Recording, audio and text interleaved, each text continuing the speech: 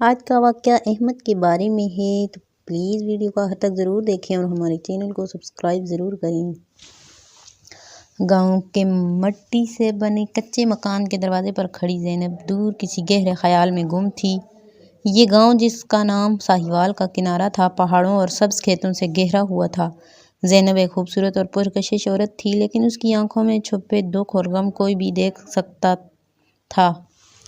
زینب کی شادی 5 سال پہلے ایک غریب کسان احمد سے ہوئی تھی۔ احمد ایک دیانتدار مگر بے بس انسان تھا، جس کی زمین زمیندار کے قرض میں گروی پڑی ہوئی تھی۔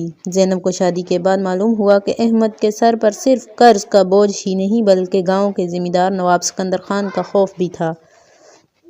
نواب سکندر خان گاؤں کا سب سے طاقتور آدمی تھا۔ وہ گاؤں کے غریبوں کی زمینوں کو ہتھیانے کے لیے سازشیں کرتا تھا اور لوگوں کو دھمکاتا تھا اور دھمکیاں دیتا تھا۔ زینب کو ہمیشہ محسوس ہوتا تھا کہ نواب کی نظریں اس پر ہیں۔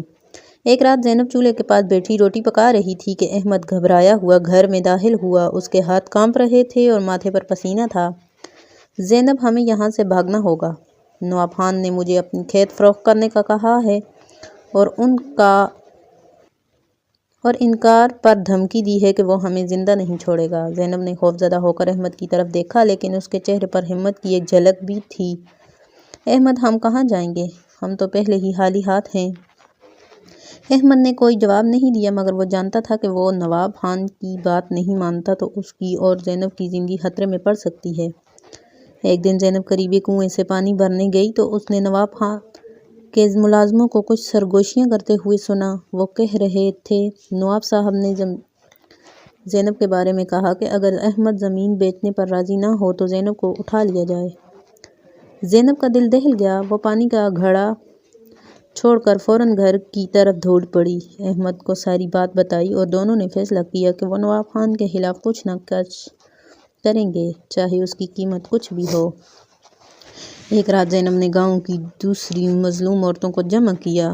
ان سب نے مل کر ایک منصوبہ بنایا۔ انہوں نے زمیندار کے خلاف کھڑے ہونے کا فیصلہ کیا، کیونکہ وہ جانتی تھی کہ یہ ان کی آخری امید ہے۔ زینب نے اپنی ہمت جمع کی اور گاؤں کی عورتوں کے ساتھ نواب خان کے بنگلے پر جا کر پہنچی۔ نواب خان ان کے ہجوم کو دیکھ کر پریشان ہو گیا۔ اس نے عورتوں کو دھمکانے کی کوشش کی، لیکن زینب نے چیخ کر کہا، آج تمہارا ظلم ختم ہوگا۔ نواب خان، یہ گاؤں صرف تمہارا نہیں، ہمارا بھی ہے۔ زینب کے شور کے دوران ایک انکشاف ہوا۔ نواب خان کے ایک پرانے ملازم نے بتایا کہ نواب نے احمد کے والد کی زمین دھوکے سے اپنے نام کروا لی تھی۔ زینب نے اس انکشاف کو گاؤں کے مردوں تک پہنچایا اور سب نے مل کر نواب خان کے خلاف عدالت میں مقدمہ دائر کیا۔ نواب خان کو آخرکار گاؤں چھوڑنا پڑا اور زینب اور احمد کو ان کی زمین واپس مل گئی۔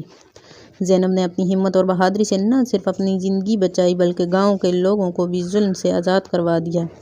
وہ گاؤں کی خواتین کے لیے مثال بن گئی اور اس کی کہانی ہمیشہ یاد رکھی گئی۔